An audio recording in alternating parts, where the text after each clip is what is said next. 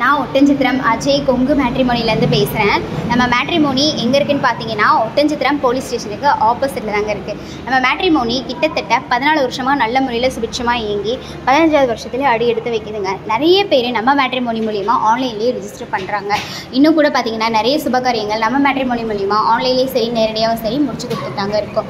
நீங்களும் உங்கள் வீட்டில் உங்கள் பொண்ணுகளுக்கோ பசங்களுக்கோ வரன் பார்க்குறீங்க அப்படின்னா எங்கள் வாட்ஸ்அப் நம்பருக்கு மறக்காமல் ஃபோட்டோ ஜாதகம் பயோடேட்டா தாராளமாக அனுப்புங்க.